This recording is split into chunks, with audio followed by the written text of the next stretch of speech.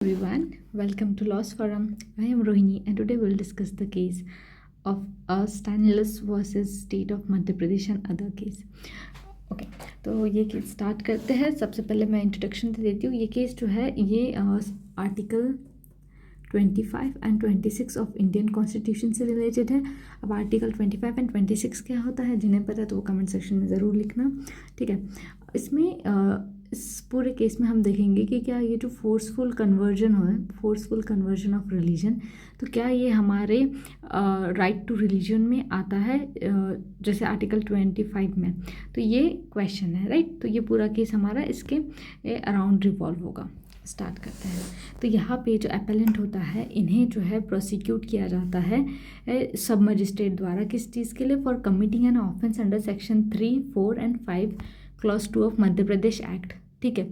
अब इनके ऊपर क्या एलिगेशंस होते हैं कि ये क्या कर रहे हैं, फोर्सफुली कन्वर्ट करना चाह रहे पर्सन को from one religion to another religion. ये इनके ऊपर चार्जेस होते हैं। अब जो अपेलेंट है यहाँ पे, उनके मेन ऑब्जेक्शन, उन्होंने कुछ ऑब्जेक्शन रेज किए वन जब ये केस जो है मजिस्ट्रेट सुन रहे थे, ठीक है। तो यहाँ पे उन्होंने कहा, उनके जो कंटेंशन थे ये कि जो स्टेट लेजिस्लेचर है ना, मध्य प्रदेश का स्टेट लेजिस्लेचर, उनके पास ये नेसेसरी लेजिस्लेटिव अथॉरिटी ही नहीं है कि वो ये एक्ट बना सके। सिर्फ और सिर्फ पार्लियामेंट जो है उनके पास अथॉरिटी है कि वो लॉ बना सकता है इस चीज़ के मैटर में करके। ये उनका पहला कंटेंशन हो गया। और साथ ही साथ वो क्या कंटेंट कर रहे हैं कि जो मध्य प्रदेश एक्ट है वो क्या कर रहा है, वायलेट कर रहा है कॉन्स्टिट्यूशन को। कैसे? क्योंकि ये फॉलो ही नहीं करता under the entry 1 of least 2। अब देखिए, अगर हम शेड्यूल 7 की बात करेंगे एक कॉन्स्टिट्यूशन में, तो उसमें ना अलग अलग लिस्ट होती है, लिस्ट 1, 2, 3। तो जिसमें अलग अलग जैसे कि स्टेट के पास कौन से पावर है, सेंटर के पास कौन से है, देन फिर रेसिड्यूरी क्या होते हैं, तो ये सारी चीज़ें उसमें दी गई हुई है, ठीक है। फिर आता है क्वेश्चन उनका होता है कि भाई ये वॉयलेट कर रहे हैं हमारा आर्टिकल 25 ऑफ कॉन्स्टिट्यूशन। तो आर्टिकल 25 क्या है ये समझते हैं, क्योंकि ये समझना इस केस के लिए बहुत इंपॉर्टेंट है। आर्टिकल 25 की बात करते हैं तो वो क्या कह रहा है, right to freedom of religion की बात कर रहा है। अब right to freedom of religion में भी हमारे पास कौन कौन से फ्रीडम है, तो freedom of conscience, freedom of free profession and third is a practice, fourth is a propagation. मतलब आप क्या कर सकते हैं, आपके पास फ्रीडम है आपके खुद का कंसाइंस जो कह रहा है वो करने का। आप आपके जो रिलीजन उसे प्रोफेस भी कर सकते हैं, प्रैक्टिस कर सकते हैं, प्रोपागेट कर सकते हैं, राइट। लेकिन यहाँ पे जो है ये एब्सोल्यूट में राइट नहीं होते हमारे फंडामेंटल राइट। तो यहाँ पे भी एक्सेप्शन क्या है कि वो पब्लिक ऑर्डर जो है वो डिस्टर्ब नहीं होना चाहिए, मोरालिटी नहीं डिस्टर्ब होनी चाहिए, and that should not be against the health और जो अदर प्रोविजन है पार्ट में, ठीक है।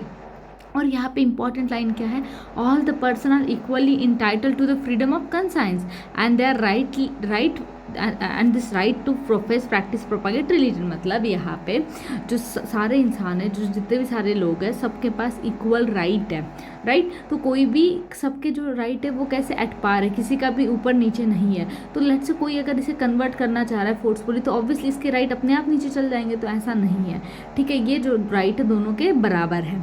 आई होप आपको आर्टिकल 25 समझ में आया होगा। अब फिर से केस पे आते हैं। तो यहाँ पे क्या कंटेंट कर रहा है कि भाई मेरा तो आर्टिकल 25 जो है वो वायलेट हो रहा है, क्योंकि मैं क्या कर रहा हूँ, मैं तो अपना जो रिलीजन है वो प्रोपागेट करने की कोशिश कर रहा हूँ। तो फोर्सफुल कन्वर्जन कैसे हुआ करके, तो ये कंटेंशन कर रहा है। तो मजिस्ट्रेट यहाँ पे क्या करता है, magistrate did not refer the matter to the high court, right.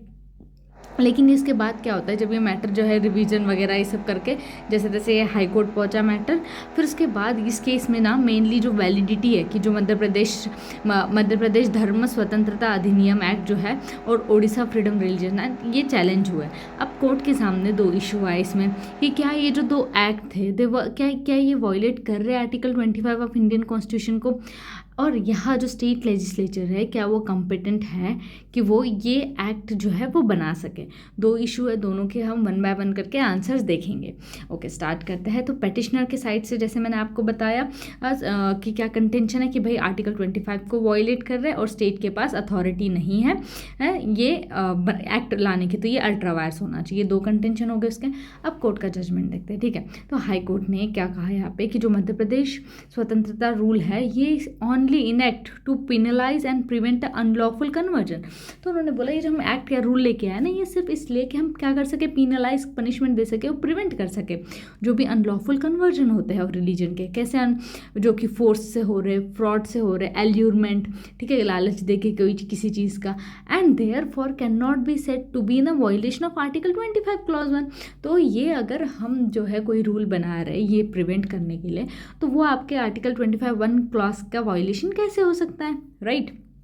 और फिर साथ ही साथ उन्होंने कहा कि जो एक्ट है वो स्टैब्लिश क्या कर रहा है, इक्वालिटी एंड रिलीजियस फ्रीडम सबके लिए, for all prohibiting unlawful conversion of the religion, so it does not guarantee a person right to convert. तो कह रहा है क्योंकि ये जो आपका आर्टिकल 25 की जो आप बात कर रहे हो, तो आर्टिकल 25 ऑफ कॉन्स्टिट्यूशन आपको ये राइट नहीं देता है कि आप किसी एक पर्सन को कन्वर्ट करा सकते हो अपने ओन रिलीजन में, but establishes the right to spread the tenet of one's own religion but the due restriction. तो यहाँ पे क्या है, साथ ही साथ जो है रिस्ट्रिक्शन है। तो यहाँ पे आर्टिकल आपका 25 है वो एब्सोल्यूट नहीं है, इसके साथ साथ कुछ रिस्ट्रिक्शन है, जैसे हमने देखा था public order, morality, health, right. तो कुछ रिस्ट्रिक्शन है, इट्स नॉट एन एब्सोल्यूट। अब ये हमने फर्स्ट इशू डिस्कस कर लिया। सेकेंड इशू की बात करते हैं, तो सेकेंड इशू में कोर्ट ने क्या कहा कि जो प्रोविजन है मध्य प्रदेश एक्ट के, which only provide for the maintenance of public order insuring to prevent a forceful. तो भाई हमें पब्लिक ऑर्डर को मेंटेन करना भी तो है, राइट। क्यों? क्योंकि हमारे मैंने अभी जैसे हमने 25 आर्टिकल 25 रेड किया, उसमें क्या था, एक public order was an exception कि भाई अगर आपके पास राइट टू रिलीजन तो है, लेकिन मेक श्योर कि पब्लिक ऑर्डर डिस्टर्ब ना हो, हेल्थ, मोरालिटी, ये सब चीज़ें डिस्टर्ब ना हो। तो कोर्ट ने यहाँ पे कहा भाई, और एक दो केस का रेफरेंस दिया, जैसे Ramji Lal Modi versus state of UP, जिसमें कहा गया था हेल्थ दैट कि राइट गारंटीड अंडर आर्टिकल 25। तो 25 और 26 में रिलीजन से रिलेटेड जो भी राइट है they were relevant to the public order, right. तो वो पब्लिक ऑर्डर से रेलेवेंट है। और एक Arun Ghosh versus state of West Bengal case को रेफर किया था, जिसमें ये कहा था कि if something disturbed not only an individual but a current life of a community then it is a public disorder. मतलब कोई ऐसी चीज़ जो कि ना सिर्फ इंडिविजुअल को बट किसी कम्युनिटी के करंट लाइफ को जो है वो अफेक्ट कर रही है, तो वो पब्लिक डिसऑर्डर में आएगा। तो इसीलिए if an attempt is made, अगर कोई ऐसा अटेम्प्ट करता है जो क्या कर रहा है, कम्युनल फीलिंग्स को जो है वो डिसहार्म कर रहा है किसी के, और फोर्सफुली कन्वर्ट कर रहा है किसी को दूसरे रिलीजन में, तो that will lead to the fear of breach of public order, right. तो आप इसमें कोई भी वॉयलेशन क्लेम नहीं कर सकते हो कि हमारा फंडामेंटल राइट वॉयलेट हुआ है। और कोर्ट ने कहा ये जो है ये परव्यू है, स्टेट इसमें बना सकती है एक्ट को, राइट। तो स्टेट ये जो है ये पर्टिकुलर चीज़ें फॉल करती है with in the entry 1 of list 2, और साथ ही में केस जो है इन्होंने डिसमिस कर दिया। आई होप ये केस समझ में आया होगा। और बैकग्राउंड में इतनी डिस्टर्बेंस हो रही है इसके लिए सॉरी।